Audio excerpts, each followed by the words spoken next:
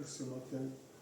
Nous te disons merci Seigneur pour la santé, merci pour la vie et surtout grand merci pour l'œuvre de Golgotha. Seigneur, nous te tirons notre révérence et nous te prions Seigneur d'être au milieu de nous comme tu l'as dit. Là où 2 ou 3 sont réunis à mon nom, je suis au milieu d'eux. Et nous croyons Seigneur mon Dieu que tu es parmi nous. Et nous te demandons Seigneur de prendre le contrôle de tout un chacun et que tout ce qui est de l'ennemi n'ait pas de prise, Seigneur mon Dieu, pendant le déroulement de ce culte et tout au long de notre vie. C'est pourquoi, Seigneur, je te recommande tous les services, je te recommande tout ce qui se dira ici. Que toi seul, Seigneur mon Dieu, tu en sois l'auteur et le maître. Et que tout ce qui est de l'homme soit anéanti, effacé, afin que, Seigneur, seule ta volonté s'efface et que, Seigneur de Tout-Puissant, nous puissions être dans la joie de te servir. Bénis encore, une fois de plus, ce moment. C'est dans le précieux nom de notre Seigneur et Sauveur Jésus-Christ que je t'ai ainsi prié. Amen. Amen. Amen. Amen. Amen. Je vous salue une fois de plus dans le précieux nom de notre Seigneur et Sauveur Jésus-Christ. Et comme il est de coutume, c'est ça, c'est ce qu'on dit, la civilisation, la politesse. Mais il faut commencer par la présentation. Mais moi, j'ai toujours dit que j'aime un peuple sur cette terre. Quand il se présente, ce n'est pas de la façon dont nous nous présentons, c'est le peuple américain.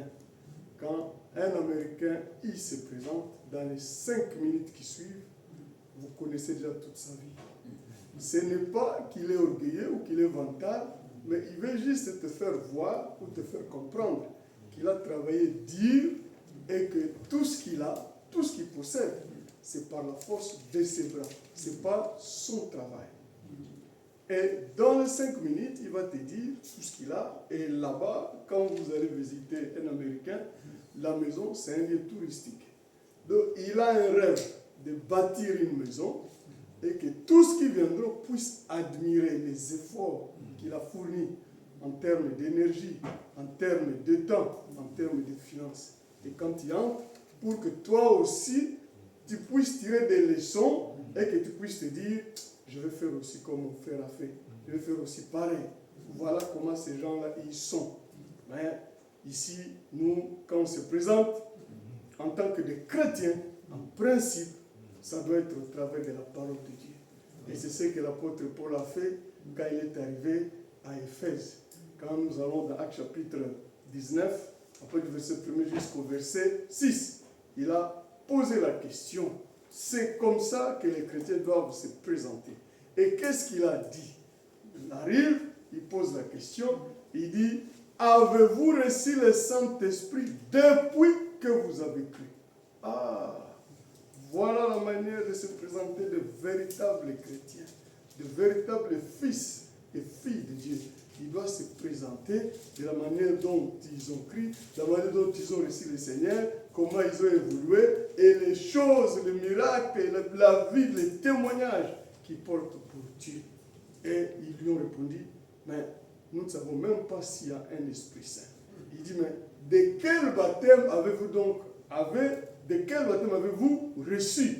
Alors ils disent, mais nous avions reçu le baptême de Jean. Il dit, ah, je comprends. Jean a baptisé pour que les gens puissent recevoir celui qui venait après lui. Mais maintenant, vous devez vous baptiser au nom du Seigneur Jésus-Christ pour que vous receviez le Saint-Esprit.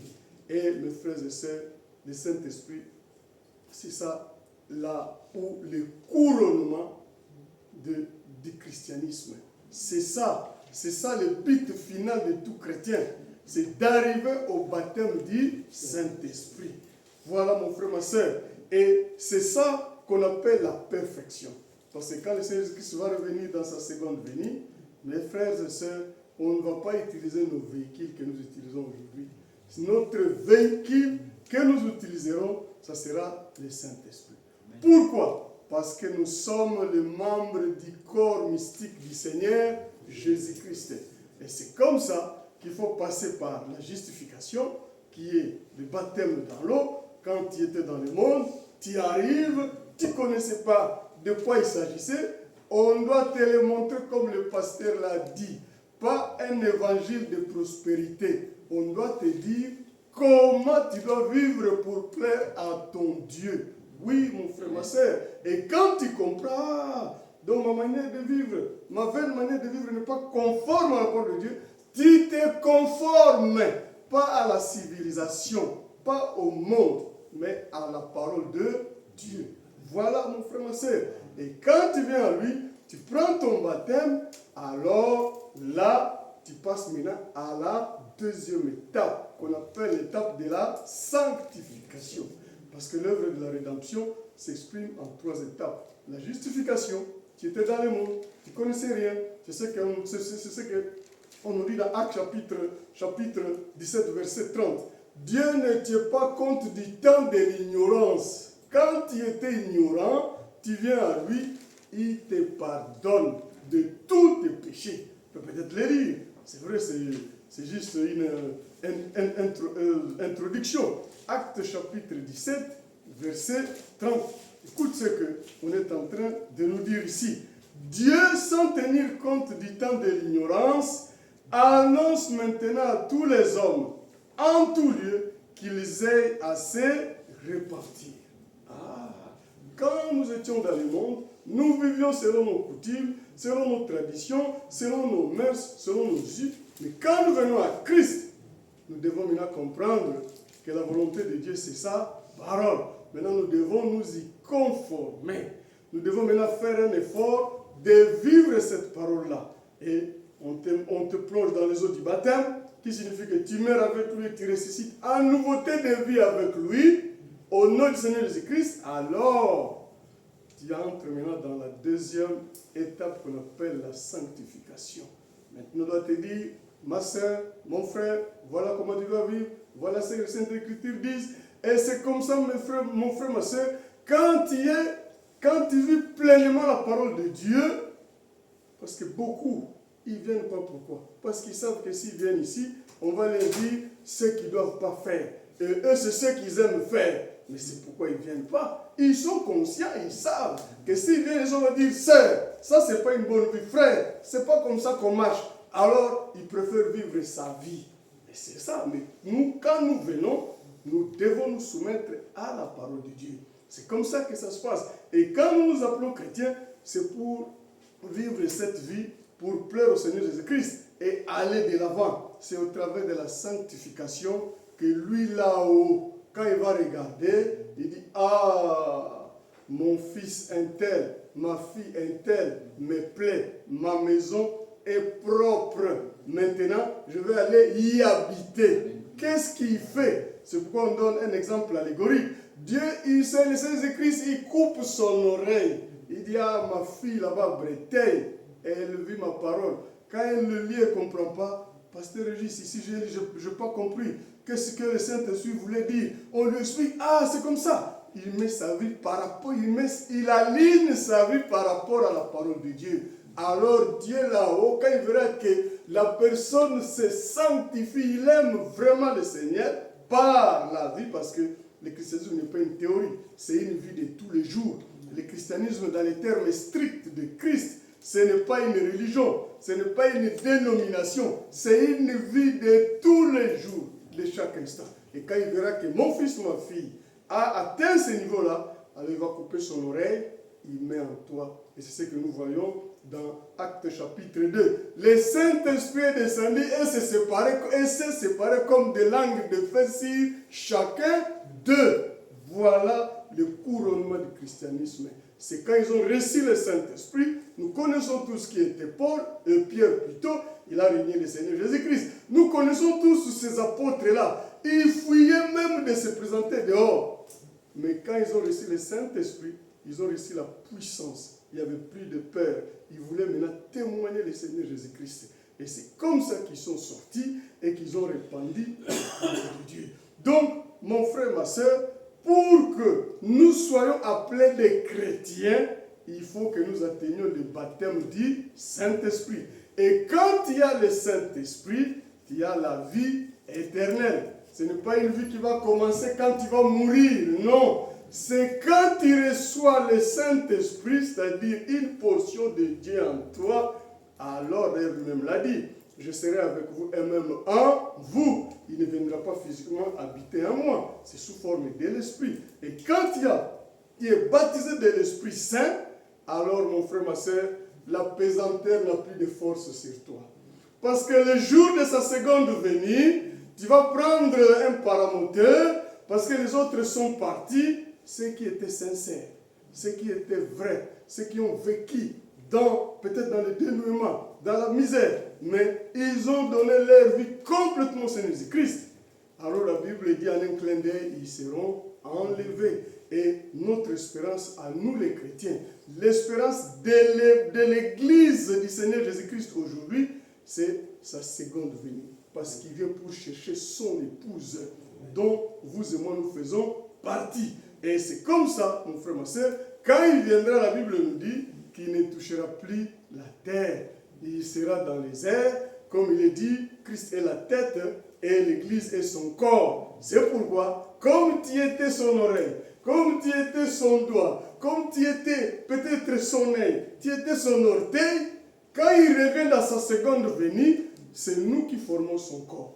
Donc nous remontons à sa rencontre pour que chacun occupe sa place. C'est pourquoi, mon frère, ma soeur, sans le Saint-Esprit, on n'est pas encore un chrétien. On est un chrétien en devenir.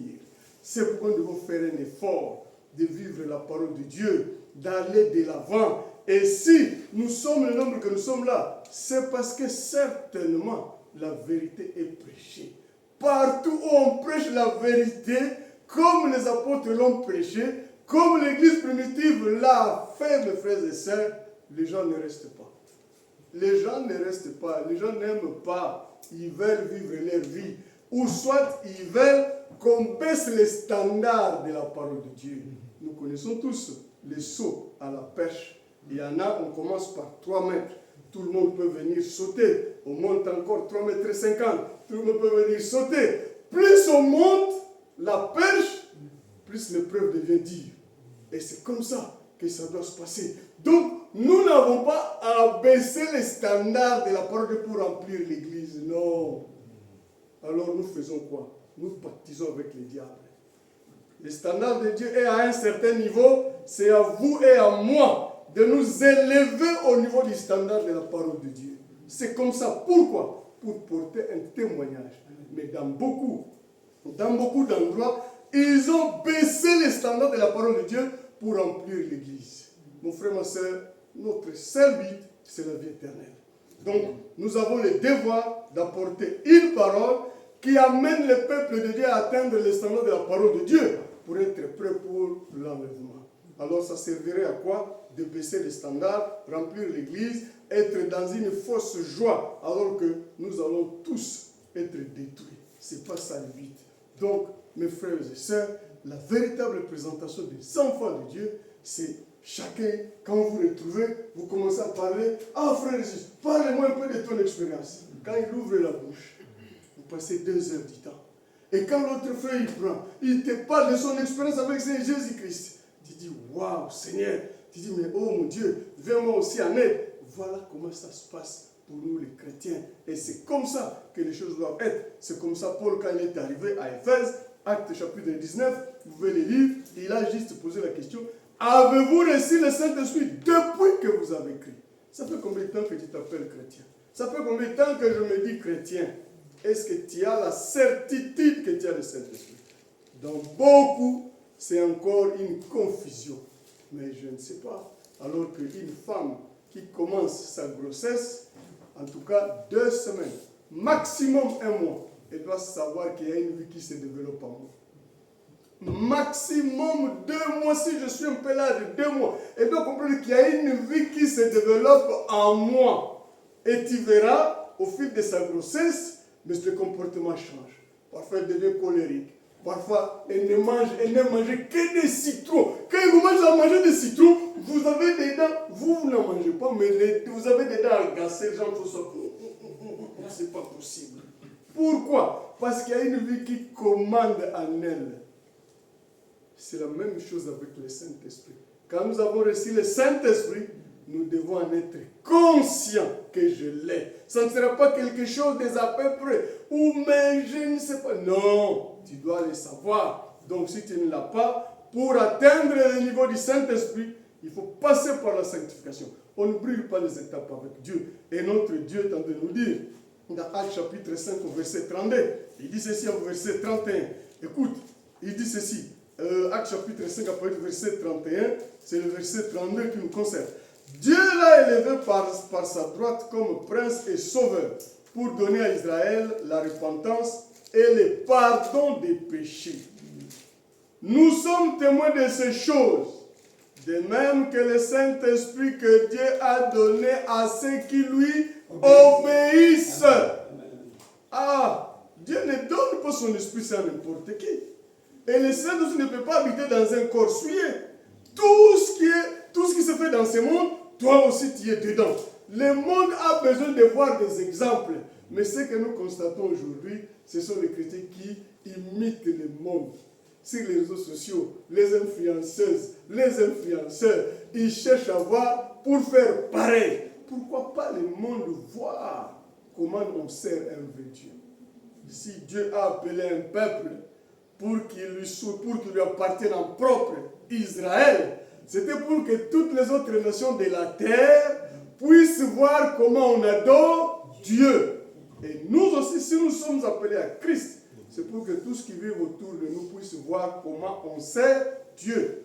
Mais si nous sommes dans le mélange, dans l'hybridation, tu es avec les païens, on ne sait même pas qui est chrétien, on vous prend des chrétiens et des païens, on ne sait pas faire la différence. C'est qu'il y a quelque chose qui ne va pas, mes frères et sœurs. Donc, nous devons faire très attention. C'était juste par rapport à ça. Mais comme je viens de le dire, la politesse veut qu'on se présente. Donc, je suis pasteur à l'église, à une assemblée qui est à Beauvais. C'est l'œuvre missionnaire chrétienne d'évangélisation. Et on est juste à côté de la gare routière. Si vous connaissez la gare routière de Beauvais, il y a un parking juste à côté. Et puis, on est juste en face du parking. Et à part ça, je suis marié, c'est mon épouse. Elle se prénomme Colette. Et j'ai 5 enfants, donc il y a déjà des enfants. Mon fils aîné, il a 32 ans aujourd'hui, donc c'est pour dire que la plupart, les 4, ils sont déjà chez eux, et on est resté qu'avec la petite qui a 11 ans aujourd'hui. Donc, je ne sais pas si, en termes de présentation, cela vous suffit, mais en tout cas, pour moi, je pense que je dois m'arrêter là, parce que tout le reste, c'est de futilité. Tout le reste, ça ne sert à rien. L'important, c'est la parole de Dieu. C'est que nous puissions communier avec notre Seigneur, Jésus-Christ, et que nous soyons dans la joie de le servir. Je vous encourage, mes frères et sœurs, vous devez tenir bon, parce que Dieu a besoin des hommes et des femmes pour le représenter. Il ne descendra plus physiquement sur cette terre pour venir encore évangéliser ou parler de lui. Il utilise maintenant des hommes et des femmes. Et si Dieu vous a mis ici, c'est pour ce travail-là. C'est pourquoi vous devez être ferme dans votre marche. C'est pourquoi vous devez soutenir le ministère de votre pasteur dans la prière. Être là, le nombre ne compte pas. Déjà à partir de 3, vous êtes une église. Le Seigneur Jésus-Christ lui-même l'a dit. Là où 2 ou 3 sont réunis, en mon nom, je suis au milieu d'eux. L'essentiel, c'est que vous vous apprêtiez correctement. C'est que vous soyez prêts, parce que si je viens ce soir, est-ce que tu peux dire avec certitude que tu vas partir? Oui, mon frère, ma soeur. Tu dois être certain que si le Seigneur revient ce soir, moi je partirai. Comment ça? Ce n'est pas une théorie. Par ta vie, tu sais comment tu vis. Ta vie est alignée sur les Saintes Écritures. Pas sur une philosophie, pas sur une civilisation, mais sur les Saintes Écritures. Et c'est comme ça. Et quand nous venons à l'église, c'est pour notre préparation. On ne vient pas pour faire une routine. On vient pour écouter la parole de Dieu et nous apprêter. Parce qu'il a dit, il viendra comme un voleur. Et l'adverbe comme, c'est un adverbe de manière. Il n'est pas voleur, mais il viendra à l'improviste. Est-ce que tu es prêt, mon frère, ma soeur? Depuis que tu as crié, depuis que tu es chrétien, est-ce que tu as déjà atteint le niveau du baptême du Saint-Esprit? Si c'est cela, que Dieu soit loué. Si ce n'est pas ça, il t'étend encore la main aujourd'hui. Et la Bible dit que la patience de Dieu est notre salut. Ah, s'il était revenu il y a 20 ans, s'il était revenu il y a 6 mois, c'est pourquoi la Bible a raison sur toute la ligne. La patience de Dieu est notre salut. Oui, mon frère ou soeur. Donc, aujourd'hui, j'ai demandé au Seigneur, quand le bien-aimé pasteur Régis m'a appelé, pour me dire, mon frère, est-ce que tu peux passer le 19? J'ai demandé au Seigneur, montre-moi les besoins spirituels de ton peuple, pour que j'apporte une parole pour les encourager. Mais je vous dis, j'ai tourné, j'ai retourné, j'ai dit, mais Seigneur, qu'est-ce que je vais dire à mon peuple, à ton peuple plutôt? Qu'est-ce que je vais... Donne-moi quelque chose. Mais j'ai dit, bon, et je sais que quand c'est comme ça, Dieu prend le contrôle de la situation. J'ai dit, bon, c'est ce matin, je dis, bon, Seigneur, en tout cas, je vais préparer quelque chose. Et aujourd'hui, ou ce matin, nous parlerons sur l'autorité des apôtres dans son Église. Oui, frère, ma soeur, parce que si nous comprenons cela, nous allons prendre la parole de Dieu au sérieux. Parce que Dieu a utilisé des hommes pour transmettre sa volonté. C'est pour cette raison que je vais encore une fois de plus ajouter peut-être à cela une question avant de commencer. Et cette question-là, je la pose depuis des années. Mais je n'ai jamais reçu de réponse. Partout où je vais, je pose la question. Mais je n'ai jamais. Peut-être qu'ici, vous feriez une exception ici. Peut-être. Mais partout où je passe, quand je pose la question, même dans mon église, ça fait là où je suis pasteur, des années, jamais quelqu'un ne levait la main. Moi. Alors la question elle est simple. Qui parmi nous ici n'est pas passé devant son miroir ce matin? Celui qui n'est pas passé devant son miroir, qui lève la main. Je pensais que l'exception se ferait ici. Partout où je passe, je n'ai jamais eu de réponse pour dire, voilà, moi je ne suis pas passé devant mon miroir. Mon frère, ma soeur, pourquoi cette question? Et pourquoi nous passons devant notre miroir? C'est parce que nous voulons donner notre vraie image. Et il y en a qui veulent, par sa manière de s'accoutrer, sa manière d'être, tout ce que nous connaissons, d'être peut-être apprécié, ou qu'on puisse lui faire des éloges, ou qu'on lui jette des fleurs. Parce qu'en se réveillant, tu peux avoir des cigarettes. Quand on bave la nuit, il y a que ça reste là, c'est des cigarettes, ou tu as des allumettes au bout des yeux, tu ne sortiras pas comme ça. Les gens vont se dire, il est sale, Donc tout le monde veut montrer qu'il est propre, qu'il est civilisé, qu'il est agréable à voir. C'est ça le but. Je pense que je ne me trompe pas, mes frères et sœurs. Et cela, c'est tous les jours. Avant de sortir de chez toi, chacun d'entre nous passe toujours devant son miroir. Et il y a des sœurs, désolé mes sœurs, mais des fois il y en a qui passent 2 heures devant leur miroir. 2 heures du temps. Pourquoi? C'est pour dire que, mes frères et sœurs, le véritable miroir, c'est ce que nous avons ici. Et chacun de nous doit pouvoir se mirer ici. Voir, est-ce que je plais à mon Seigneur Jésus-Christ? Il y a un cantique qui est passé où il était dit, je plie mes genoux et j'abandonne tout. Je lis là-bas. Et j'ai constaté, mes frères et sœurs, les chrétiens mentent le plus, c'est quand ils chantent. Ils mentent le plus, c'est quand ils chantent. J'ai plié mes genoux et j'ai tout abandonné. Mes frères et sœurs, est-ce que tu peux cocher, si on te donne la liste des choses que tu dois cocher, est-ce que devant le Saint-Esprit, tu peux dire ça, c'est bon pour moi? Si c'est ça pour, s'il faut ça pour aller au ciel, c'est bon, ça c'est bon, ça, est-ce que tu peux cocher quand tu dis que j'ai tout abandonné? On ne veut pas énumérer tout ça, mais faisons attention. Soyons des gens ou des personnes, chantons vraiment ce qui exprime notre vie. Que ça ne soit pas seulement parce que c'est la louange, alors on doit être dans l'euphorie. Non, c'est des prédications. Beaucoup de cantiques sont des prédications. Parfois, on n'a même pas besoin d'ouvrir la Bible. En lisant seulement les textes, tu dis, waouh, est-ce que moi, je suis déjà à ce niveau-là?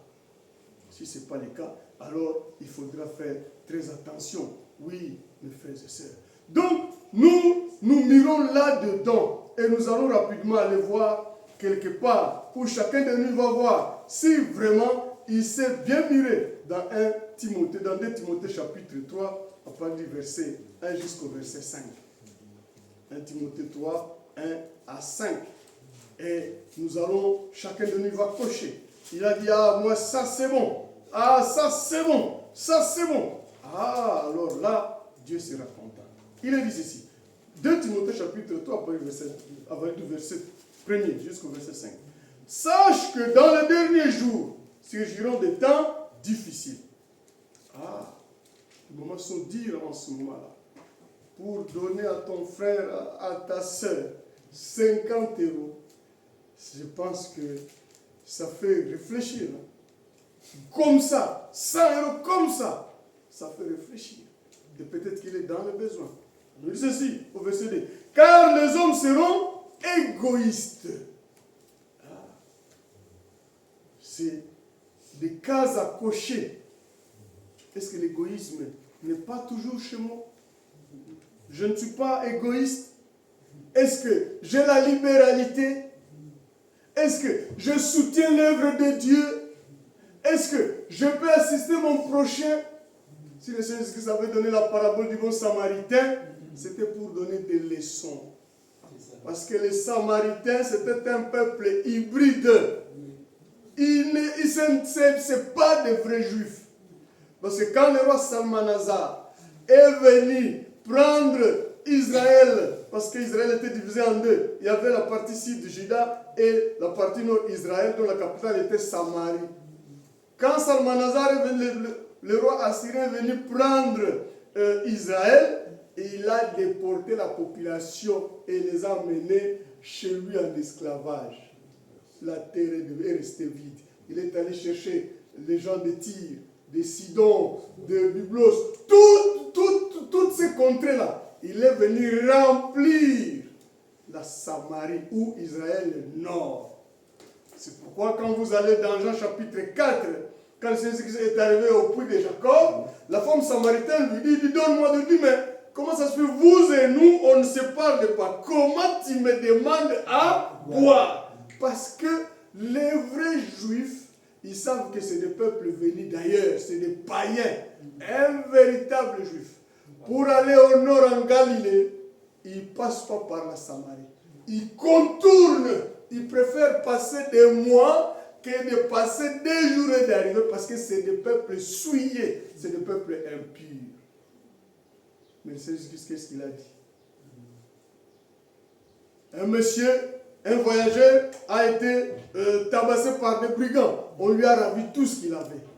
Mais les principaux ou les sacrificateurs est passé par là. Le prêtre est passé par là. Mais un samaritain, celui qu'on néglige, celui qu'on dit qu'il ne connaît pas Dieu, celui qu'on dit mais celui-là il ne vaut pas. C'est celui qui s'est arrêté, il a pris la victime, il a mis sur son âne, il est allé à l'hôpital, il dépose, il le paye et il dit au médecin, tout ce que vous dépenserez au-delà de ce que je vous ai laissé, à mon retour, je viendrai le compléter. Et il dit, mais de qui la victime est le prochain? Mon frère, ma soeur, l'égoïsme. Est-ce que nous pouvons cocher chacun de nous? Et nous devons, c'est pourquoi des fois, je me dis, mais quand on dit comme ça, on passe vite, on ne prend pas conscience. Des fois, je me dis, il faut maintenant qu'on commence à prendre des encyclopédies des hommes du monde, ceux qui ont fait le membre de l'Académie française. Et c'est des païens. Mais quand il y a les définitions qu'ils donnent au mot, peut-être que ça peut nous réveiller. Parce que nous, les chrétiens, nous devons comprendre ces choses. Mais on ne comprend pas. On les dit tous les dimanches. On enseigne, mais toujours la même chose. Alors, à un certain moment, on se dit, on va maintenant commencer à prendre des encyclopédies. On ouvre qu'est-ce que ces gens-là nous disent par rapport à l'égoïsme. On va les lire pour que nous puissions prendre conscience. Parce que des fois, quand on lit comme ça, croire, moi je crois au Seigneur Jésus-Christ. Mais le mot croire, est-ce que nous connaissons vraiment la définition du mot croire? Nous passons tellement vite que nous sommes presque dans la confusion, ou nous sommes presque superficiels. On n'est pas dans la profondeur. Il dit ceci, car les hommes seront égoïstes. C'est une prophétie. C'est une prophétie et ça s'accomplit. Amis de l'argent. Il y en a, il sait que le dimanche, c'est un chrétien. Il sait qu'un chrétien, le dimanche, il ne peut pas manquer au culte. Un chrétien, le dimanche, il doit être dans un lieu de culte. Même si tu es en voyage, tu es aux États-Unis, partout où tu es, tu dois, même si tu es descendu dans un hôtel, tu dois poser la question au réceptionniste. N'y a-t-il pas de chrétiens quelque part ici, ou une église quelque part ici? Pourquoi? Parce qu'un chrétien le dimanche, il ne peut pas manquer. Pour quelle raison? Parce que c'est le jour où le Seigneur Jésus-Christ a remporté la victoire sur la mort. Et toi, tu dois acter ta présence dans un lieu de culte pour dire Seigneur, merci pour ce jour. Voilà pourquoi un chrétien, il ne manque pas le dimanche. Mais par l'amour de l'argent. Il y en a qui vont voir leurs employeurs. Ah, mais chef, est-ce que tu ne peux pas me programmer le dimanche? Parce que le dimanche, ça paye triple ou quadruple. Lui de lui-même, il va aller dire, je veux que ce mois-là, vous puissiez me programmer tous les dimanches. Mais mon frère, tu es un chrétien ou tu es venu chercher l'argent? Tout ce que tu es en train d'amasser ici, tous les efforts que tu fais, mon frère, ma soeur, tu peux t'acheter des maisons. C'est pas mal. Si le Seigneur te bénit, mais profites-en. Profites-en. Mais ne mets pas tout ton cœur là-bas. Parce que tu peux avoir la plus belle voiture, la plus chère qui puisse exister. Une belle villa. Mais le jour où tu meurs, on te met dans la morgue. Et tu passes de la morgue au cimetière. Ta propre maison, tu n'as plus droit. Tu t'es battu pendant 40 ans de travail, de payer tu as pris un crédit de 20 ans, 40 ans. Tu t'es battu. Mais quand tu meurs, de la morgue au cimetière. Ta propre voiture. Tu voulais avoir la voiture la plus chère pour que tout le monde puisse t'apprécier. Mais tu n'as plus le droit de mettre tes pieds là-dedans. Mes frères et sœurs, ce qu'on nous dit, les mêmes efforts que tu fais pour ce corps, fais-les aussi pour ton âme. Le jour de culte, tu es là. Parce que la Bible dit que l'âme se nourrit de la parole de Dieu. Le dimanche, tu ne dois pas manquer. Tu dois être là pour soutenir l'œuvre de Dieu. Pour acter, t'applaudir, diable. Aujourd'hui, le Seigneur t'a vaincu. Et moi, je suis là pour acter ma présence. Voilà comment ça se passe. Ami de l'argent. Le jour de culte, on te propose, non, voilà, on doit se retrouver à tel endroit pour faire telle affaire. Tu sais que nous, on est culte à 19h. Tu dis non, ce jour-là, moi, je dois être à l'église. C'est si tu peux changer un autre jour, un autre rendez-vous, ça va. Mais ce jour-là, je ne manque pas à l'église. Mes frères et sœurs, nous devons montrer nos couleurs. Un chrétien, quand il arrive quelque part, il doit montrer ses couleurs. Dès que tu arrives même dans une entreprise, et il travaille toute la journée juste le dimanche, il faut dire à ton patron, moi je suis un chrétien. Avant de signer ce contrat qui nous lie, je préfère te le dire. Je suis un chrétien.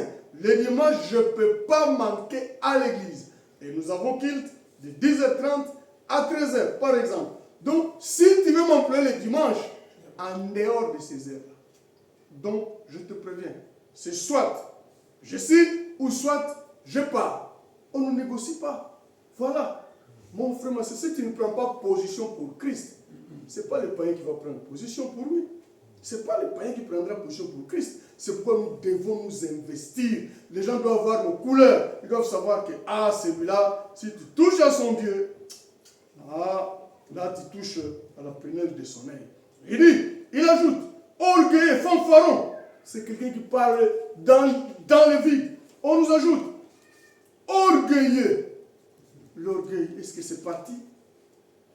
On continue. Blasphémateur, rebelle à leurs parents. Toi qui es encore un adolescent ou un enfant, est-ce que tu obéis à tes parents? Parce que la Bible dit, c'est le seul commandement dont on a attaché une promesse. Honore ton père et ta mère, afin que tu vives longtemps sur la terre. Est-ce que tu as été obéissant envers tes parents? Est-ce que tu as été poli envers tes parents?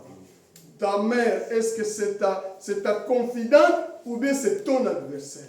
Ton père est devenu ton adversaire ou bien c'est ton confident? En principe, une fille, jeune fille, doit être à côté de sa maman.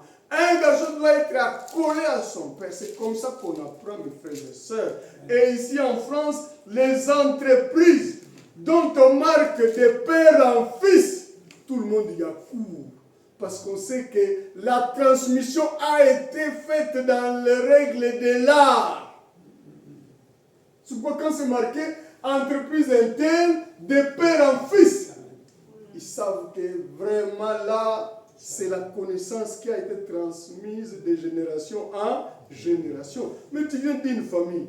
Parfois, on ne te dira pas tout. On te donne l'essentiel. C'est à toi de te débrouiller pour faire autre chose. Mais quand c'est de père en fils, on comprend. C'est pourquoi quand on est des enfants, ou nous avons des enfants, voilà comment ça devrait être, mes frères et sœurs. On nous dit ici, ingrat, sacrilège, insensible.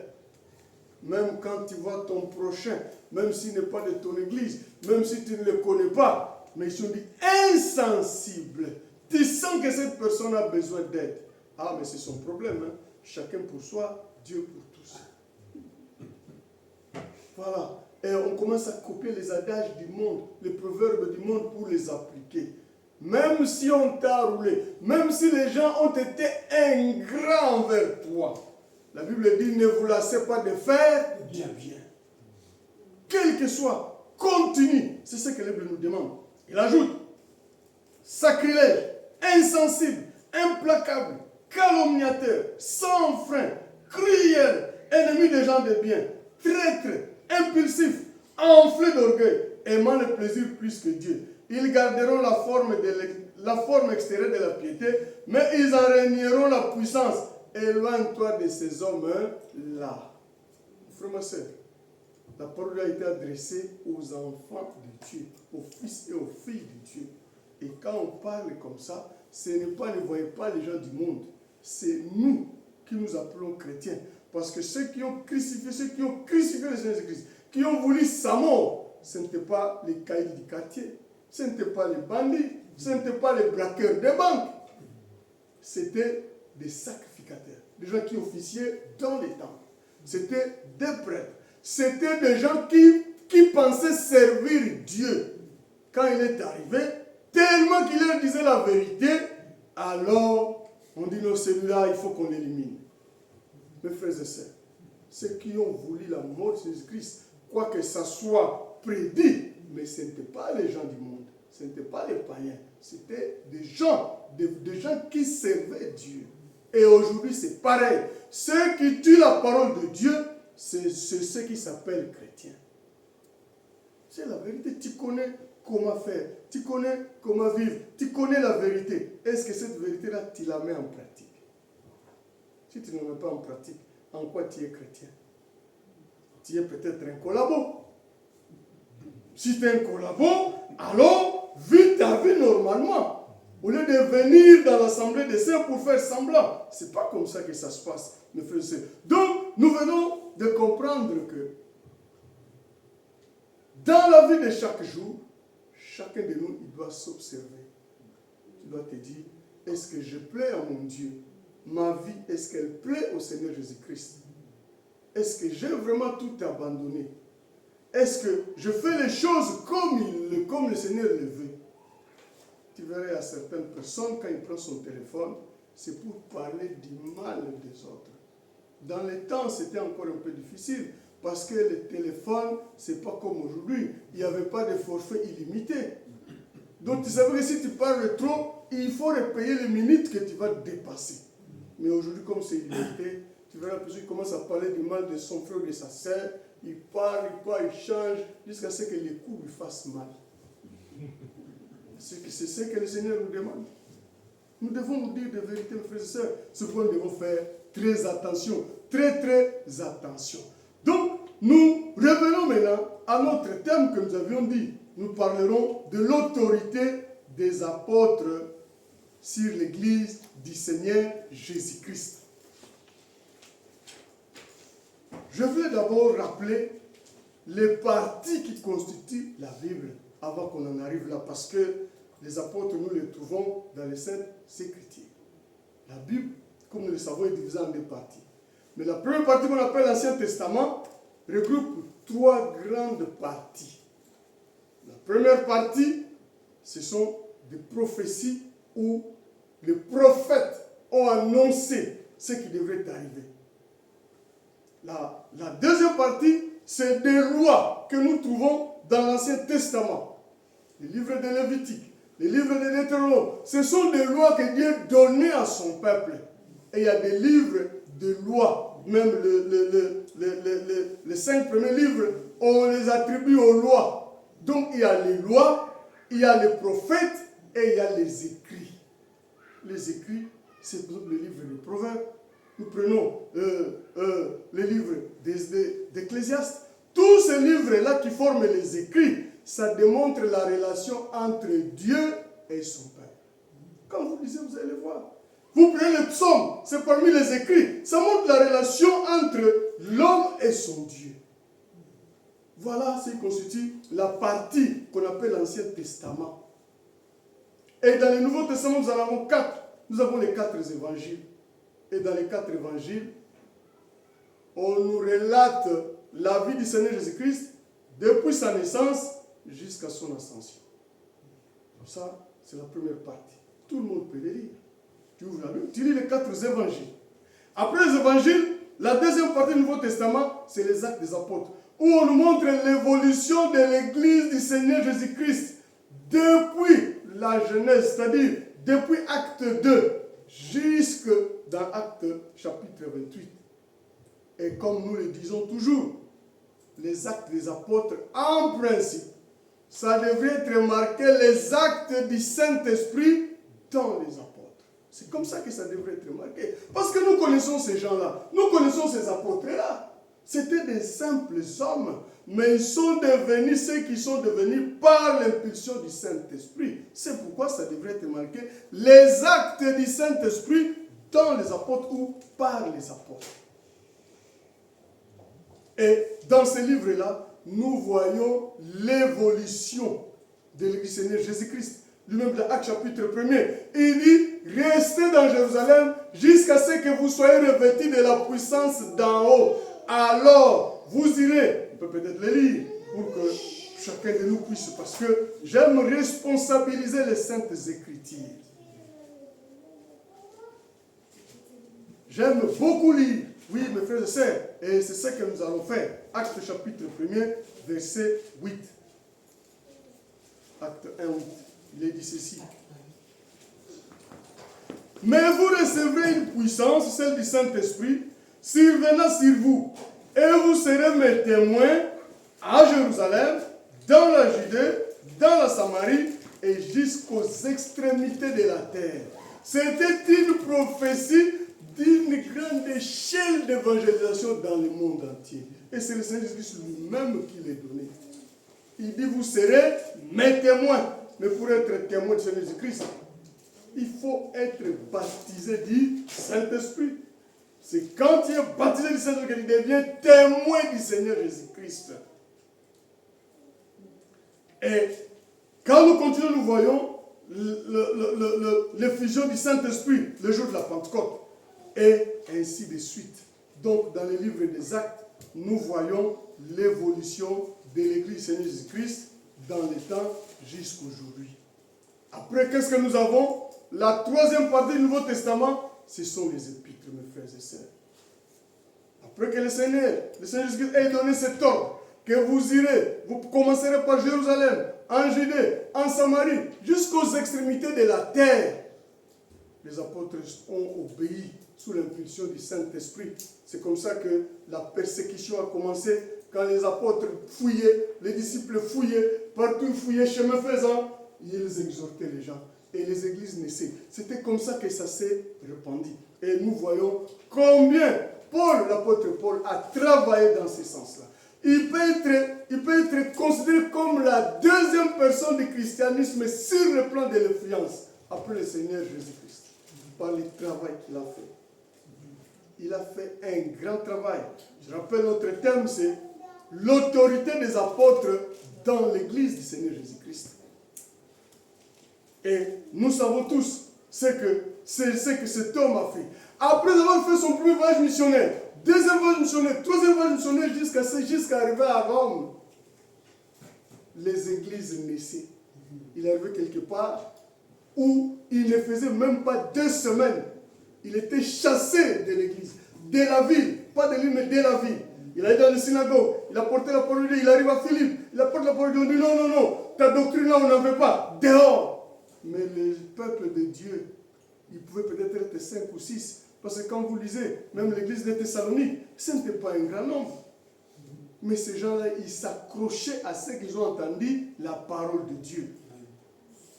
Et toutes ces églises naissantes, partout Paul est passé, quand nous lisons tous les voyages missionnaires de Paul, mais ils étaient pris en étau, entre le marteau et l'enclume. Ces églises-là étaient pris en sandwich. Ils ne savaient plus, mais qu'est-ce que nous devons faire?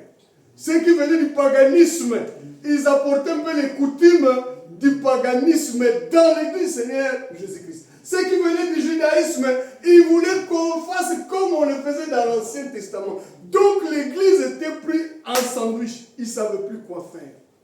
Voilà pourquoi, mes frères et sœurs, les épîtres devraient entrer en ligne de compte. Pour montrer au peuple de Dieu comment servir Dieu. C'est pourquoi Paul devrait écrire. C'est pourquoi les apôtres devraient écrire. Pour enlever la confusion qui régnait dans les églises, dans toutes ces églises-là. C'est pourquoi vous et moi aujourd'hui, mes frères et sœurs, voilà la partie prépondérante qui nous concerne. Si tu veux servir Dieu, relis les épîtres que Paul et les autres ont écrits. C'est là où tu comprendras quelle est la volonté de Dieu pour notre temps. Et ces lettres-là ne concernaient pas ces églises-là. Ça les concernait directement, mais c'est le même esprit qui continue jusqu'aujourd'hui. Donc, par ricochet, Paul écrivait à l'église de Corinthe, mais c'était pour toutes les églises du Seigneur Jésus-Christ. Voilà, mes frères et sœurs, la troisième partie du Nouveau Testament, les épîtres. C'est là où Dieu veut que nous puissions ouvrir les yeux pour voir comment nous devons marcher. Et ce qui me donne quand je lis les épîtres, c'est que Paul est allé même dans des secrets de couple. Il dit voilà, toi seul, là, ton corps ne t'appartient pas. Toi frère, ton corps ne t'appartient pas. Il est allé même jusque dans les couples, dans les secrets des couples, mes frères et sœurs. C'est pour nous montrer comment vivre la parole de Dieu. Mais si nous prenons ça c'est pour les Corinthiens. Ah non, ça c'est pour les Romains. Alors montre-moi, frère, comment on appelle les habitants de Brété? Je sais bien. Hein? Brétéloise. Brétélien. Alors, montre-moi un épître pour les Brétéliens. Les Brétéliens, il n'y en a pas. Voilà, mon frère, ma soeur, la troisième partie du Nouveau Testament. Pourquoi les épîtres sont entrés en jeu? C'est pour te montrer comment vivre, comment servir Dieu, comment répondre à la volonté de Dieu, comment plaire à ton Dieu. Et la quatrième partie, c'est le livre de l'Apocalypse, où on nous révèle qui est le Seigneur Jésus-Christ. Et ce qui doit arriver, c'est presque des prophéties qui sont là-dedans. Mon frère, ma soeur, voilà un peu en un mot, ou en peu de mots, ce que représente la Bible pour nous. C'est pourquoi les chrétiens, ils doivent avoir ça à l'esprit. C'est dire que je suis là pour plaire à mon Dieu. Je suis là pour faire la différence. Je suis là pour vivre la parole de Dieu. Comme je l'ai dit tantôt, le christianisme n'est pas une religion. la religion, c'est différent de la vie de Christ. Et je dis toujours, la religion, c'est comme quelqu'un qui va chercher du travail. Il trouve un travail chez un employeur, on lui fait signer un contrat, on lui dit ici c'est 7 heures de travail par jour, du lundi au vendredi. Mais il va le matin, il commence à 7 heures ou à 8 heures. Dès qu'il finit de prester ses 7 heures, il rentre. La vie qu'il a après les 7 heures, est-ce que ça concerne son employeur? Il peut faire ce qu'il veut. Il peut vivre comme il veut. S'il veut aller à Paris, il va à Paris. Il n'a pas de rapport à faire à son employeur. C'est comme ça aussi dans les religions. Tu arrives, tu prêches la parole de Dieu, tu vis, tu es dans l'église, mais dès que tu sors d'ici, tu reprends ton manteau de païen ou de païenne. Tu reprends tout ce que la Bible t'interdit. C'est ça, faire de la religion, mes frères et sœurs. Ce n'est pas seulement dehors, ce n'est pas seulement aller dans des lieux que je ne veux pas citer. Mais mon frère, ma soeur, c'est ça la religion. Tu écoutes la parole de Dieu, tu sais ce que tu dois faire, mais tu vis ta vie comme tu l'entends. Tu ne fais pas attention à la parole de Dieu. Et moi, j'aime lire souvent dans 2 Timothée, chapitre 4, verset 7. Mon frère, ma soeur, j'ai toujours demandé au Seigneur de m'aider à ce que moi aussi, je puisse les déclarer à l'article de la mort. J'ai toujours dit ça. 2 Timothée 4, à partir du verset 6 jusqu'au verset 8. Je demande, mes frères et sœurs, que ce soit aussi votre objectif à l'article de la mort, que tu puisses faire cette déclaration-là. C'est là où on saura si ta vie a été conforme à la parole de Dieu. Je vais lire. Car pour moi, me voici déjà offert en libation, et le moment de mon départ approche. Je combattis le bon combat. Comment tu combats le bon combat? C'est en parlant du mal des gens, en critiquant les gens, tu connais la vérité. Nous, à Beauvais, là-bas, les trains Beauvais-Paris, il n'y avait pas de contrôleur. Ça a été même dit au journal télé, je crois, de F3, qu'il n'y a pas de contrôleur pendant plus de 3 ans. Toi, tu es chrétien, tu fais comment? Comment tu combats? Tu sais qu'il n'y a pas de contrôleur. Tu vas au guichet, tu payes ton billet. Tu montes, tu pars. Tu reviens, tu payes ton billet. Les autres, ils fraudent. Ils se moquent même de toi. Mais pourquoi? Nous devons supporter les moqueries, mes frères et sœurs. Comment tu combats les bons combats? C'est ça la question. Et si il t'est arrivé de frauder, mon frère, ma soeur, aujourd'hui, si tu connais la vérité, tu dois d'abord réparer ce que tu as fait. Ce n'est plus comme quand tu étais un bébé spirituel ou dans le monde. Parce que beaucoup de chrétiens pensent que mon Dieu pardonne. Dieu nous a pardonné tout ce que nous avions fait avant. Il est dit, pour le nouveau péché, il n'y aura plus un second ou une seconde crucifixion, il n'y en aura pas. Donc tu dois faire attention. Ce n'est plus comme avant, tu vas dans un coin de ta chambre. Seigneur, pardonne-moi. Je viens encore de pleurer. Non, ce n'est plus comme ça. Tu as trompé ta femme, ton mari. Ce n'est plus dans un coin de ta chambre. Ah, mais les dégâts collatéraux, non, ce n'est plus comme ça. Tu connais la vérité. Tu dois agir en conséquence. Si tu as laissé Christ là, tu marchais avec lui, tu dévis parce que tu n'as pas suivi ses conseils, sa parole, tu l'as laissé là. Il faut que tu reviennes les chercher là où tu l'as pris.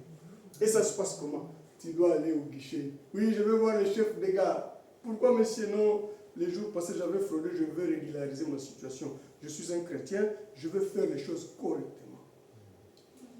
Parce que si tu ne le fais pas, mon frère, ma soeur, c'est dans ta coupe que ça se met.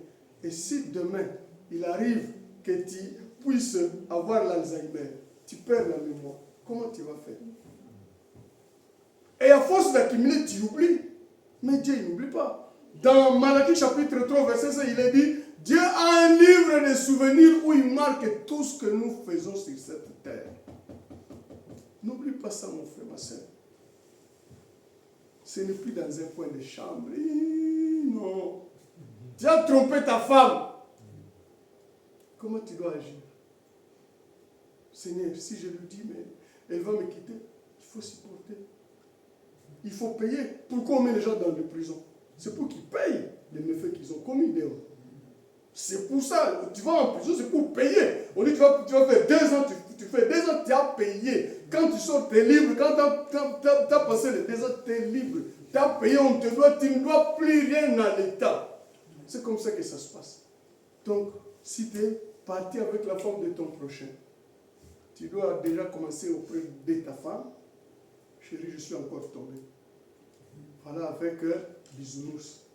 Je te demande pardon. Tu prends ta femme. Tu vas voir le mari de cette femme-là. Monsieur, je suis un mauvais garçon. Je suis tombé avec ta femme. Que j'ai demandé pardon à mon épouse. Je viens aussi te demander pardon. Si tu ne le fais pas, tu ne dois pas t'attendre à l'enlèvement. Je ne sais pas ce qu'est l'enlèvement qu'on attend.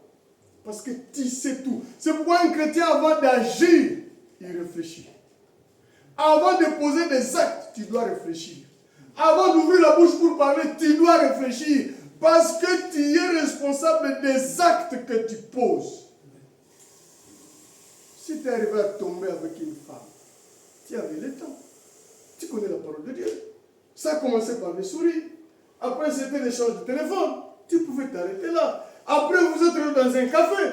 Tu pouvais t'arrêter là. Après, vous êtes dans une maison close. Mais tu pouvais déjà refaire marche arrière.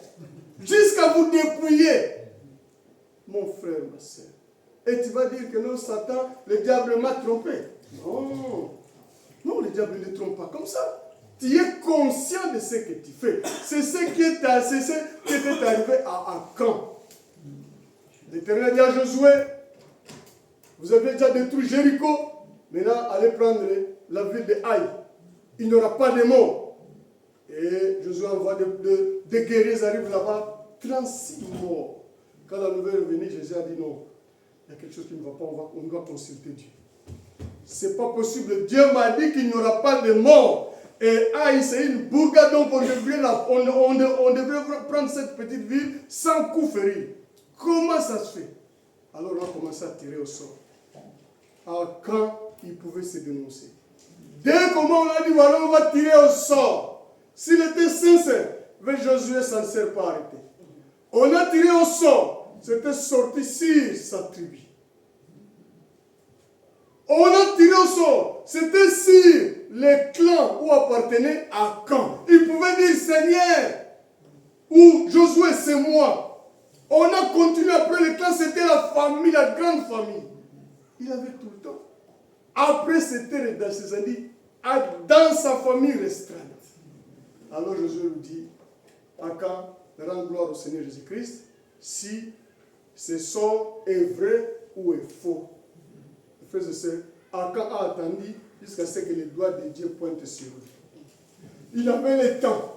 On était sur la tribu, les clans, la grande famille. Il avait le temps, mais il a attendu jusqu'à ce que les doigts de Dieu pointent sur sa tête. Et quand il confessait, ce n'était plus pour une bonne confession. C'était pour dire que Dieu a bien vu. Et c'était trop tard, Akan est mort. Donc, mon frère, ma soeur, ce que l'apôtre peut être en train de dire, je te le souhaite aussi. Que tu puisses le dire à l'article de la mort. J'ai combattu le bon combat. J'ai achevé la course. J'ai gardé la foi. Comment tu gardes la foi? Il y a kilt, je ne sais pas combien de kilts vous avez par semaine ici. Par mois, vous avez par exemple 10 séances de kilt. Mais toi, tu viens combien de fois? C'est ça, garder la foi. Il ajoute, désormais, la couronne de justice m'est réservée. Il en avait l'assurance totale. Parce qu'il savait que la vie qu'il avait menée, la marche qu'il avait faite avec Jésus-Christ, il n'avait même pas un grain de sable. Il pouvait faire cette déclaration. Désormais, la couronne de justice m'est réservée. Le Seigneur, le juste juge, me la donnera en ce jour-là. Quelle déclaration! Ah, mon frère, ma soeur. Et non pas seulement à moi, mais à tous ceux qui auront aimé son apparition. Mon frère, ma soeur, voilà ce que je te souhaite. Et moi-même, je fais des efforts pour qu'à l'article de la mort, je puisse dire ces paroles. Et si j'en arrive, je vais dire qu'on fasse des épitaphes sur ma tombe et qu'on la mette pour que ceux qui viendront voir puissent la lire. Je combattis le bon combat. Comment tu combats le bon combat, mon frère, ma soeur? C'est ça le problème. Donc, faisons attention. On ne va pas entrer dans les détails. Donc, après avoir vu les parties de la Bible, nous revenons maintenant sur l'autorité des apôtres dans l'Église de Jésus-Christ. Pourquoi nous en parlons? C'est pour que nous puissions comprendre que ce que les apôtres nous ont laissé, ou ils nous ont écrit, ce n'est pas seulement de la littérature. C'est pour que nous prenions conscience, que nous mettions cela en pratique pour plaire au Seigneur Jésus-Christ. Et c'est comme ça, pour la première fois, dans Matthieu chapitre 16 au verset 13, il est dit, pour la première fois que le mot église a été employé dans les Saintes Écritures. C'est là, dans Matthieu chapitre 16, pour la première fois. Matthieu 16, verset 13. Je vais lire avec vous. Jésus arriva sur le territoire de Césarée de Philippe, posant cette question à ses disciples. Au dire des gens, qui suis-je moi, le Fils de l'homme? Ils répondirent, les uns dirent Jean-Baptiste, d'autres Élie, d'autres Jérémie, ou l'un des prophètes. Mais vous, leur dit-il, qui dites-vous que je suis? Simon-Pierre répondit, tu es le Christ, le Fils du Dieu vivant. Jésus reprit la parole et lui dit, tu es heureux, Simon, fils de Jonas, car ce ne sont pas la chair et le sang qui t'ont révélé cela, mais c'est mon Père qui est dans les cieux. Et moi je te dis que tu es Pierre, et que sur cette pierre je bâtirai mon église, et que les séjours des morts ne prévaudront pas contre elle. Je te donnerai les clés du royaume des cieux. Ce que tu lieras sur la terre sera lié dans les cieux, et ce que tu délieras sur la terre sera délié dans les cieux. Voilà, mon frère, ma soeur, pour la première fois où on a utilisé le mot église. Et le mot église vient du grec, qui veut dire ecclésia, et qui signifie en français hors d'elle. Donc nous sommes sortis. Tu es sorti d'où? Nous sommes sortis du monde. Nous sommes sortis dans la vie du monde. Nous sommes sortis des œuvres du monde. C'est ça. Nous sommes devenus des églises. Nous sommes devenus des temples de Dieu. Parce que Dieu, l'Éternel est en train de dire, dans Isaïe 66 au verset 1er, que le ciel est mon trône, la terre est mon marchepied. Quelle maison me bâtiriez-vous? Isaïe 66 verset 1. J'aime beaucoup lire pour que chacun de nous soit responsable de sa destinée éternelle. Pour que tu comprennes que ce que je lis, je n'ai plus d'excuses à présenter devant le Seigneur. Ce n'est pas ma parole, ce n'est pas la parole d'un homme, c'est la parole de notre Dieu. Écoute ce qu'il dit. Ainsi par l'Éternel, le ciel est mon trône et la terre mon marchepied. Quelle maison me bâtiriez-vous? Quelle maison pourriez-vous me bâtir? Et quel lieu serait celui de mon repos? Toutes ces choses, ma main les a faites. Et elles sont toutes venues à l'existence. Oracle de l'Éternel. Voici sur qui je porterai mes regards. Sur le malheureux qui a l'esprit abattu, qui tremble à ma parole. Donc, Dieu n'habite pas dans les quatre murs. Là, nous sommes dans un lieu de culte. Dieu, il n'habite pas ici. Quand nous partirons, mais ça va être fermé. Il y a à Paris là-bas, vous-même, vous avez cette grâce-là d'avoir votre propre salle. Tu peux dire, ah, pasteur, je vais passer une nuit de veille avec mon Seigneur. Je vais un peu, donne-moi la clé, je vais rester prier. Vous avez cette grâce-là. Là-bas, c'est des heures. Il loue des heures. Et parfois, les 2h30 ou les 3 heures, c'est 300 € ou 400 € par dimanche. Donc, dès qu'ils sortent, les autres entrent. Donc, c'est un enchaînement. Toute la journée de dimanche. Mais vous avez celui qui est à vous. Qu'est-ce que vous en faites? Est-ce que vous profitez de ces lieux? Déjà, ne serait-ce que pour venir écouter la parole de Dieu, c'est un problème. Le pasteur, il doit appeler. Oh, mais ça devient un chantage pratiquement. C'est un chantage. C'est pour ton âme. Chacun de nous doit travailler pour son âme. Oui, mon frère, ma soeur. Donc Dieu n'habite pas dans des maisons faites de mains d'hommes. Mais où est-ce qu'il habite? C'est ce qu'on nous dit dans 1 Corinthiens chapitre 3. Nous allons découvrir la réponse. Où est-ce que Dieu habite? S'il n'habite pas dans ces maisons, mais il habite où? 1 Corinthiens chapitre 3 à partir du verset 9. Il dit ceci. 1 Corinthiens 3, 9 jusqu'au verset 12. Car nous sommes ouvriers avec Dieu. Vous êtes le champ de Dieu, l'édifice de Dieu. Voilà ce que vous êtes. Voilà ce que je suis, mon frère, ma soeur. Alors Dieu ne peut pas habiter dans un temple souillé. Selon la grâce de Dieu qui m'a été donnée, comme un sage architecte, je posais le fondement et un autre bâti dessus. Mais que chacun prenne garde à la manière dont il bâtit dessus. Mon frère, ma soeur, tu dois prendre garde. Parce que la fondation a été posée, c'est le Seigneur Jésus-Christ. Mais il ajoute que personne, il ajoute maintenant ici, car personne ne peut poser un autre fondement que celui qui a été posé, à savoir Jésus-Christ. Or, si quelqu'un bâtit sur ce fondement avec de l'or, de l'argent, des pierres précieuses, du bois, du foin, du champ, l'œuvre de chacun sera manifestée. Comment tu construis sur ce fondement-là? Si c'est avec du champ, le jour où il y a l'incendie, on va passer ta construction à l'épreuve du feu, on va voir si ça va rester. Si c'est du bois, ça va être consumé. Si c'est du champ, ça va être consumé. Mais si c'est de l'or, on le saura aussi. J'ai lu l'histoire en Amazonie là-bas. Quand on colonisait ces Indiens-là, alors il arrivait des fois, on leur demandait d'amener de l'or qu'ils allaient creuser. Mais quand ils amenaient de l'or brut, ça ne valait pas grand-chose. Alors il faut que ça soit purifié. Il faut que ça soit détaché de toutes les impuretés. Alors qu'est-ce qu'ils faisaient? Ils allumaient un bon feu, ils prenaient l'or qu'ils venaient de récupérer dans la terre, ils mettaient au feu. Et quand ils sortaient l'or, ils battaient avec le marteau. Ils battaient. Comment ils savaient que l'or est maintenant pur? C'est quand ils prenaient l'or, ils voyaient son reflet dans l'or. Là, ils savaient que, là maintenant c'est pur. Ils savaient qu'ils pouvaient le vendre à un grand prix. Ici, on nous dit, si nous construisons avec de l'or, alors nous allons résister à l'épreuve du feu. Nous pouvons encore aller dans 1 Corinthiens chapitre 6 au verset 19. 1 Corinthiens 6, 19. Ne savez-vous pas que votre corps est le temple du Saint-Esprit qui est en vous et que vous avez reçu de Dieu et vous n'êtes pas à vous-même? Ne savez-vous pas que vous êtes le temple du Saint-Esprit?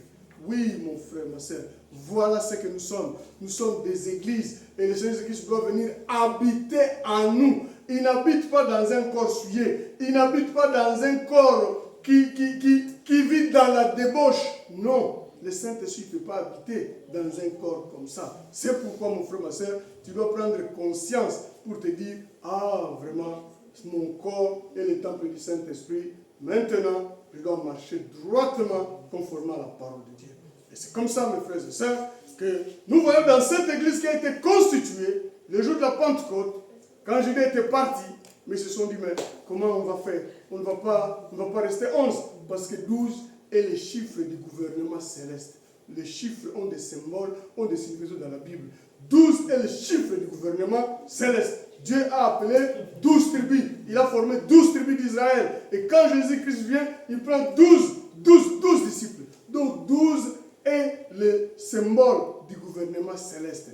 Et c'est comme ça, quand Judas est parti, ils sont restés 11. Ils ont dit non, nous allons faire une élection pour voir qui va remplacer Judas. Et ils ont fait un tirage au sort. Il y avait Matthias et Barsaba. Et le sort est tombé sur Matthias. 12e apôtre. Oh, les gens ils ont applaudi. Mon frère, ma soeur, c'était le choix des hommes. Ce n'était pas le choix de Dieu. Où est-ce qu'on a vu une seule écriture de Matthias dans les Saintes Écritures, à part cet endroit-là? Mais maintenant, nous allons voir celui que Dieu a choisi pour être le 12e apôtre lui-même. C'était l'apôtre Paul. On ne veut pas entrer dans les détails, mais nous pouvons aller juste voir dans Actes chapitre 26 pour voir un peu son témoignage, ce qu'il est en train de dire. C'est même Paul, qui était le persécuteur de l'église Seigneur Jésus-Christ, est devenu un membre presque comment dirais-je, un membre intégral, presque avec le christianisme. On va aller voir son témoignage dans Actes chapitre 26, à partir du verset 12. Et ici, il se défendait devant un tribunal. Il dit ceci, après du verset 12. À cet effet, je me rendis à Damas, avec le pouvoir et la permission des principaux sacrificateurs. Vers le milieu du jour, ô roi, je vis un chemin briller autour de moi et de mes compagnons, des routes, une lumière venant du ciel, plus brillante que le soleil. Nous sommes tous tombés par terre, et j'ai entendu une voix qui me disait en langue hébraïque, Saul, Saul, pourquoi me persécutes-tu? Il est dur pour toi de retomber contre les aiguillons. J'ai répondu, qui es-tu, Seigneur? Et le Seigneur dit, moi je suis Jésus que tu persécutes. Mon frère, ma soeur, persécuter le Seigneur Jésus-Christ, ce n'est pas prendre un fouet, le fouetter, ou je ne sais pas faire autre chose. Non. Persécuter le Seigneur Jésus-Christ, c'est vivre mal. Ne pas vivre la parole de Dieu. Toi qui se dis chrétien, toi qui se veux son disciple, quand tu vis mal, tu es en train de le persécuter. Est-ce que Paul avait pris le Seigneur Jésus-Christ physiquement comme ça avec un fouet, ou pour le fouetter, ou pour le torturer? Non. C'est le fait de combattre l'Église. Ce qu'il a dit, tu me persécutes. Alors, il dit ceci, mais lève-toi, verset 16, mais lève-toi et tiens-toi sur tes pieds, car voici pourquoi je te suis à Paris. Suivez mes frères et sœurs, nous parlons de l'autorité des apôtres dans l'Église du Seigneur Jésus-Christ. C'est pour que nous puissions comprendre ce que ces hommes ont écrit dans les épîtres, comme nous venons de le voir. Pour toi et moi, aujourd'hui, nous devons voir si les lettres qu'ils ont écrites aux églises, nous en sommes aussi au niveau de vivre cette parole-là. Si ce n'est pas le cas, alors nous devons faire des efforts. C'est pourquoi nous sommes en train de parler de ces choses. Au verset 16, il dit ici, mais lève-toi et tiens-toi sur tes pieds. Car voici pourquoi je te suis à Paris. Il lui donne la raison. Je t'ai destiné à être serviteur et témoin des choses que tu as vues de moi et de celles pour lesquelles je t'apparaîtrai. Donc, quand Paul est en train d'écrire les épîtres aux églises qu'il nous adresse, ce n'est pas sa parole. Ce n'est pas sa parole. C'est pourquoi tu ne dois pas prendre ça à la légère. Dire, oh, mais ça c'est pour les Corinthiens. Oh, ça c'est pour ceci. Mon frère, ma soeur, mais c'est question de vie ou de mort que nous sommes de voir là. Et il dit ceci, c'est le Seigneur Jésus qui lui parle. Mais lève-toi et tiens-toi sur tes pieds. Car voici pourquoi je te suis à Paris. J'ai été destiné à être serviteur et témoin des choses que tu as vues de moi et de celles pour lesquelles je t'apparaîtrai. Je t'ai pris du milieu de ce peuple et des païens vers qui je t'envoie pour leur ouvrir les yeux. Il ajoute, afin qu'ils se tournent des ténèbres vers la lumière et du pouvoir de Satan vers Dieu, et qu'ils reçoivent le pardon des péchés et un héritage avec ceux qui sont sanctifiés en la foi en moi. Voilà la mission que le Seigneur Jésus-Christ a donnée à celui qui devait remplacer Judas. Ce n'était pas lui de lui-même, il s'est réveillé un matin, non voilà, et un ministère. Quand Dieu a donné un ministère, mon frère, ma soeur, vous pouvez combattre. Le diable peut combattre ce ministère. Il n'y arrivera pas. Parce que c'est Dieu qui est dans l'affaire. La tempête peut passer. Comme c'est Dieu qui l'a appelé, il pourvoira. Pour que ce ministère-là puisse être là pour aider ceux qui sont encore faibles à grandir, à devenir meilleurs. Et même pour les moyens financiers, Dieu pourvoira pour son œuvre. Quand il t'a destiné à faire son travail, il fait concourir toutes les circonstances pour te soutenir. C'est comme ça que ça se passe, mes frères et sœurs. Donc, voilà un peu ce que l'apôtre Paul est en train de nous dire ici. Et quand nous allons dans Actes chapitre 13, nous sommes en train de voir, toujours par rapport à cet homme-là, ce qui s'est passé. Actes chapitre 13, verset 1er. Écoute ce qui est dit. Jusqu'au verset 4. Actes 13, 4. Il y avait dans l'église qui était à Antioche des prophètes et des docteurs. Des prophètes et docteurs, Barnabas, Siméon, appelé Niger, Lysius de Cyrène, Manahem qui avait été élevé avec Hérode, les Tétracres et Saul. pendant qu'ils célébraient le culte du Seigneur, comme nous sommes là, en train de célébrer le culte du Seigneur, et qu'ils gênaient, mon frère, ma soeur, ça fait combien de temps que tu as gêné de toi-même pour avoir la force du Saint-Esprit dans ta marche? Ce n'est pas que le pasteur dit, bon, on va gêner toute l'église. Non, de toi-même. Est-ce qu'il t'arrive de dire, Seigneur, je vais prendre un jour de jeûne, 24 heures, je vais gêner, rester dans l'atmosphère, garder l'atmosphère spirituelle. Est-ce qu'il t'est déjà arrivé de dire, Seigneur, moi aujourd'hui, comme c'est un samedi, chérie, laisse-moi, je vais faire une nuit de veille avec mon Seigneur Jésus-Christ. Pasteur, est-ce que je peux avoir le recueil des cantiques? Oui, bon, on te donne. Aujourd'hui, je veux passer une nuit de veille avec mon Dieu. Est-ce que ça te traverse même l'esprit? Mais on se dit toujours chrétien. Tout seul, toute la nuit. Tu commences à 20h jusqu'à 7h du matin. Il y a des jours, mon Seigneur, donne-moi la foi, je vais gêner 3 jours et 3 nuits. Seigneur, je vais être grand. Ces choses que nous lisons dans la Bible. Pierre, quand il passait, son ombre guérissait les malades. Pourquoi on ne voit plus toutes ces choses-là? Mais si nous ne sommes pas chauds avec la parole de Dieu, si nous ne nous entraînons pas, comment ça peut arriver? Parce que la Bible dit, il y a des démons qui partent que par des jeûnes et des prières. Tu ne sais pas gêner. Si tu sautes un repas à midi à 14h, les pompiers viennent te ramasser. Et la première question que les pompiers posent, madame, est-ce que tu as mangé? Non. Il dit, amène un kebab là-bas. Et il dit, pourquoi? On lui donne, la personne se réveille, merci beaucoup, il part. Parce qu'il ne peut pas gêner, sauter un repas. Un chrétien. Et c'est comme ça qu'on attend le Seigneur. Mes frères et sœurs, soyons sérieux. Soyons sérieux. Pas de sacrifices, pas d'efforts, mais on est toujours chrétiens. C'est bien, mes frères et sœurs. Nous pouvons prêcher, c'est bien. Nous pouvons chanter, c'est bien. Nous pouvons danser, c'est bien.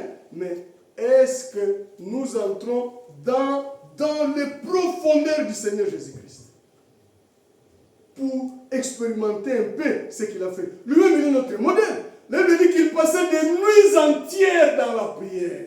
Est-ce qu'il t'est déjà arrivé dans ta vie chrétienne de prendre une nuit de prière?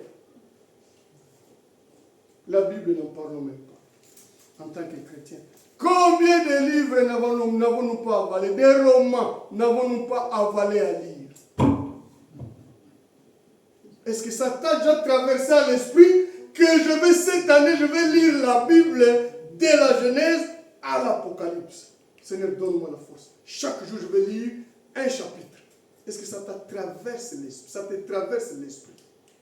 Mes frères et sœurs, on ne veut pas faire la honte à qui que ce soit. Si on demande aux chrétiens, frères, sœurs, donne-moi seulement 5 versets que tu as retenus, que tu as retenus. Récite-les exactement comme c'est dans les Saintes Écritures. On ne veut pas faire la honte aux gens. Il n'y en aura pas. Je vous dis la vérité. Une cinquième chrétienne depuis quand? Alors que nos frères musulmans, ils ont les 142 sourates dans le cœur. Parce que leurs enfants vont dans des écoles coraniques. On les apprend le Coran. Du premier sourate jusqu'au 142e sourate. Ils l'ont dans le cœur. C'est pourquoi quand ils prient, ils n'ont pas besoin de la Bible. Ils récitent les sourates.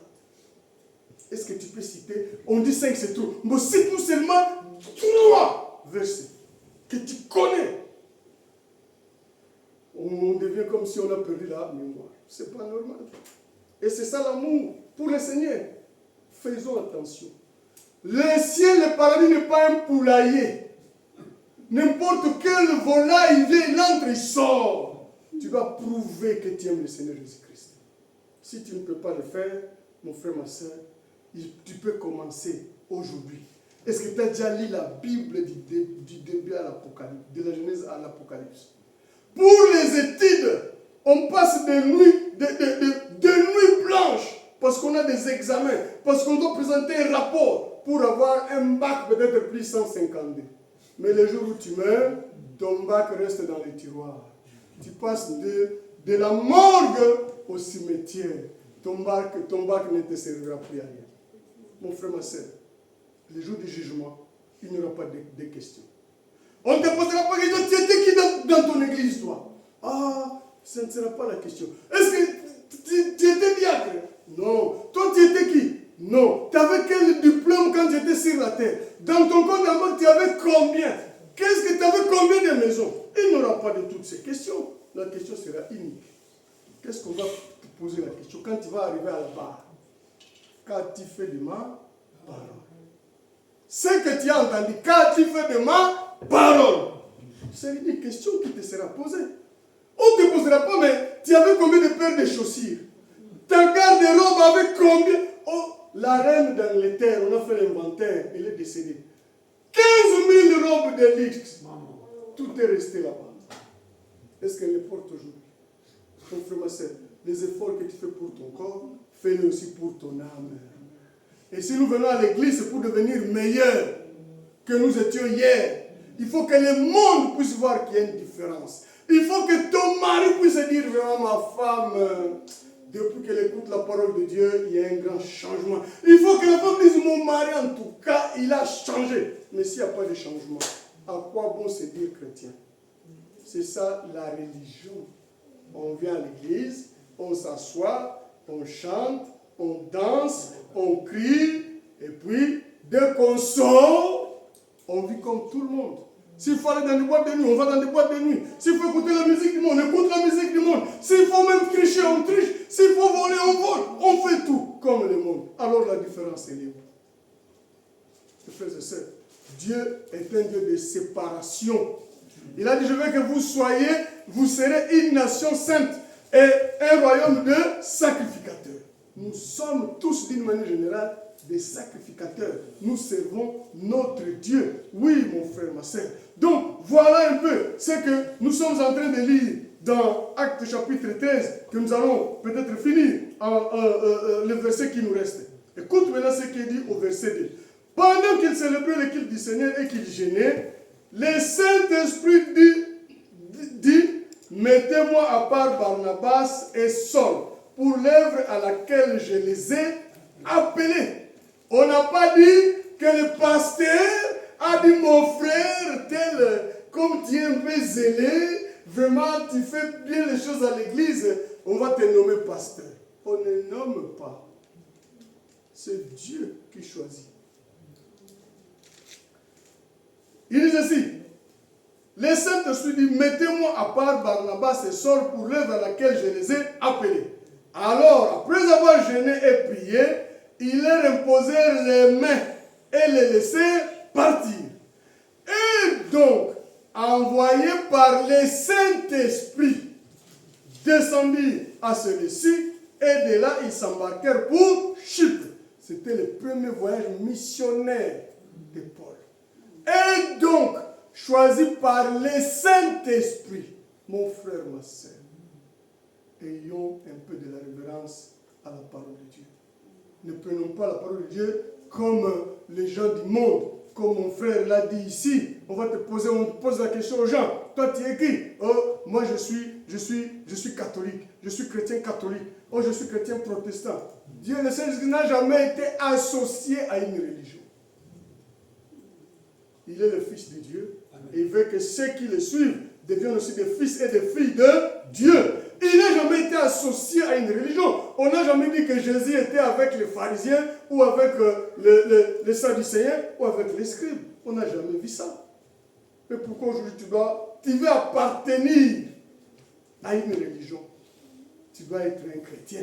Tu dois vivre la parole de Dieu. Oui, mon frère, ma soeur. Donc, voilà un peu ce que le Seigneur est en train de nous dire ici. Pour te dire que ce que ces gens-là ont apporté comme parole, ça ne venait pas d'eux-mêmes. C'était ce que le Saint-Esprit leur donnait et que nous, à notre tour, quand nous lisons, faisons un effort d'être déjà révérencieux et de la mettre en pratique. Et toutes ces choses, c'est dans les épîtres que nous trouvons toutes ces choses-là. Nous pouvons encore aller voir dans Ephésiens chapitre 3. Ephésiens, oui, nous pouvons encore aller voir. Non, c'était dans Actes chapitre 2, à partir du verset Acte 2, à partir du verset 37 jusqu'à 42.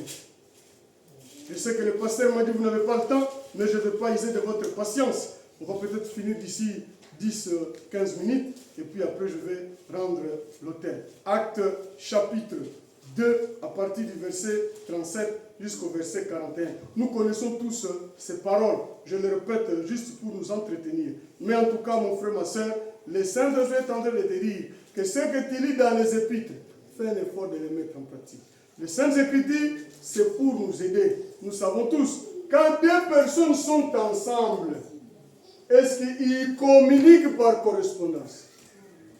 Mon frère, tu es ensemble dans une même maison avec ton épouse. Tu vas prendre une feuille, tu vas écrire, tu vas à la poste, tu déposes, ça revient encore et puis elle lit. Non, ça ne se fait pas. Si elle est là, vous communiquez de vive voix ou vous prenez d'autres moyens de communication si vous êtes séparés. C'est pareil aussi avec les Saintes Écritures. Comme nous sommes l'époux Saint-Christ et que nous sommes séparés avec lui par ce temps qu'il a dit je vais vous préparer une place, c'est pourquoi nous avons les Saintes Écritures. C'est un courrier, c'est une lettre. Mais quand nous serons avec lui dans la gloire, on n'aura plus besoin de la Bible. On n'en aura plus besoin. Voilà pourquoi nous avons la Bible. C'est pour savoir la volonté du Maître. Acte chapitre 2, verset 37. Après avoir entendu cela, ils eurent le cœur vraiment touché et ils dirent à Pierre et aux autres apôtres, frères, que ferons-nous? Dans d'autres termes, c'est dit, que ferons-nous pour être sauvés? Pierre leur dit, repentez-vous et que chacun de vous soit baptisé au nom du Seigneur Jésus-Christ pour le pardon de vos péchés et vous recevrez les dons du Saint-Esprit. Car la promesse est pour vous, pour vos enfants et pour tous ceux qui sont au loin, en aussi grand nombre que le Seigneur Jésus-Christ, le Seigneur Dieu les appellera.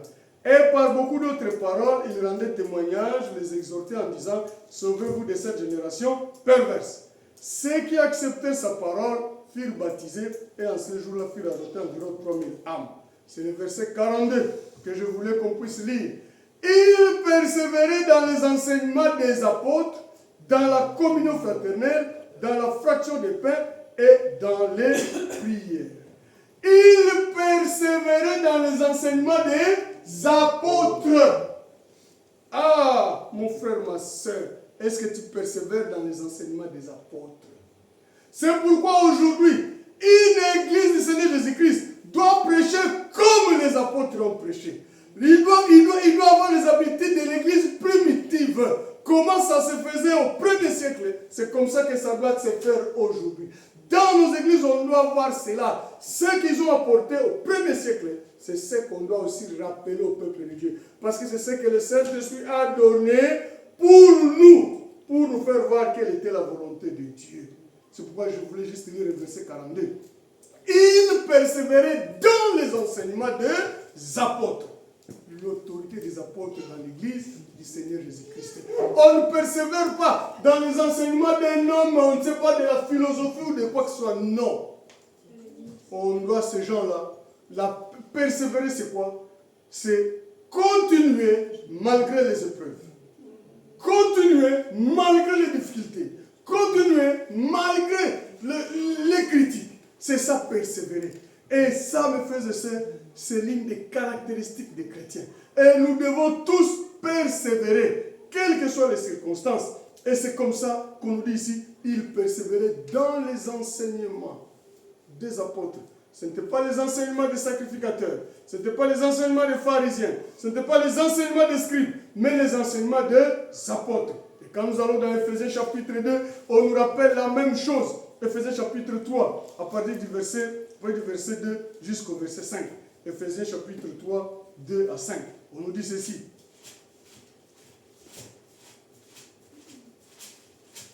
Éphésiens chapitre 3, à partir du verset 2 jusqu'au verset 5. Il est dit ceci. Je lis la parole du Seigneur. Si du moins vous avez entendu parler de la grâce de Dieu qui m'a été accordée pour que je vous en fasse part. C'est par révélation que j'ai eu connaissance du mystère, comme je viens de l'écrire en quelques mots. En le lisant, vous pouvez comprendre l'intelligence que j'ai du mystère du Christ. Ce mystère m'avait été porté à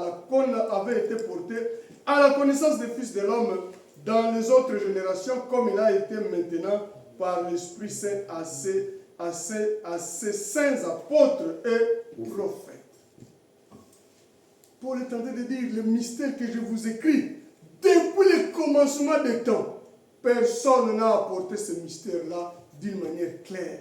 Et là, vous les avez. Et quand on va maintenant dans Ephésiens chapitre 2, à partir du verset 19, c'est juste au-dessus, Ephésiens 2, 19 à 20, on nous dit ceci. Ainsi donc, vous n'êtes plus des étrangers ni des gens de passage, mais vous êtes concitoyens des saints, membres de la famille de Dieu.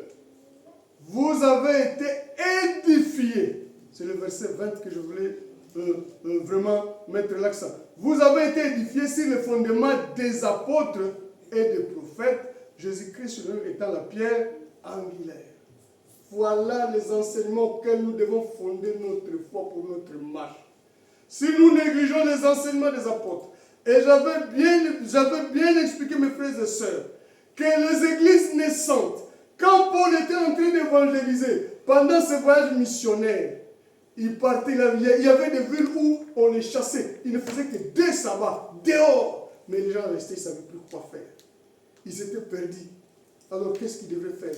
C'est comme ça qu'il a commencé à écrire pour leur montrer la volonté de Dieu, comment ils doivent vivre, comment ils doivent marcher, comment ils doivent obéir pour satisfaire la volonté de Dieu. Parce qu'ils étaient pris en sandwich. Il y avait les païens qui acceptaient la parole de Dieu, les juifs qui acceptaient la parole de Dieu, mais ça devenait compliqué. Chacun voulait tirer les draps de son côté. Vous devez vivre comme Moïse nous a prescrit les lois. Non, vous devez vivre comme les païens. Là-bas, tout ce qu'il faut dans des synagogues ou dans des temples païens, ils voulaient que ça soit fait aussi là-bas. Alors, les épîtres sont entrés en scène. C'est pour que toi, frère, toi, sœur, tu puisses te mirer là-dedans. Voilà pourquoi on pose la question, ma sœur, mon frère, est-ce que tu es parti de chez toi sans te mirer, sans passer devant ton miroir? Voilà le miroir que nous avons, c'est la parole de Dieu. Tu dois te mirer là-dedans, tu dois trembler devant la parole de Dieu. Le psalmiste est en train de le dire dans Psaume 162, Psaume 119, verset 162. Mes frères et sœurs, écoute ce qu'il est en train de dire. On va finir par là. Je pense que l'idée est transmise. On va lire quelques versets, quelques passages, et puis on va s'arrêter là. Psaume 119, verset 162. Écoute ce que le psalmiste est en train de dire. Des princes me persécutent sans cause, mais mon cœur ne tremble qu'à ta parole. Est-ce que tu trembles à la parole de Dieu? Les princes me persécutent, mais mon cœur ne tremble qu'à ta parole. Il ajoute, je me réjouis de ta promesse comme celui qui trouve un grand butin. Les promesses qui sont là-dedans. Est-ce que ça te réjouit? Le psalmiste est en train de dire. Ici en Occident, il y avait des seigneurs. Avant qu'on ait des républiques ou qu'on ait, je ne sais pas quoi. Il y avait des seigneurs, c'était la monarchie. Et ces seigneurs-là avaient des vassaux. Et ces vassaux-là, ils supervisaient les fiefs des seigneurs. Et les sujets étaient à la merci du Seigneur. Le Seigneur pouvait décider de la vie ou de la mort d'un de ces sujets. Ça se passait ici. Si les Seigneurs disent, moi je viens à Breteuil voir ce qui se passe là-bas. Les vassals qui étaient ici, ils tremblaient. Ils ne savaient pas qu'est-ce qui va se passer. Parce que les grands seigneurs arrivent. C'est ce qu'on est en train de nous dire ici. Mais le psalmiste dit, les princes me persécutent. Même s'il va venir me fouetter, me ridiculiser devant les gens. Moi, je ne tremble que devant la parole de Dieu. De la même manière, les 3 amis de Daniel, ils ont dit, oh roi, nous n'obéirons pas à tes ordonnances. Nous obéissons au roi des rois. Nous ne nous mettrons pas à genoux devant ta statue.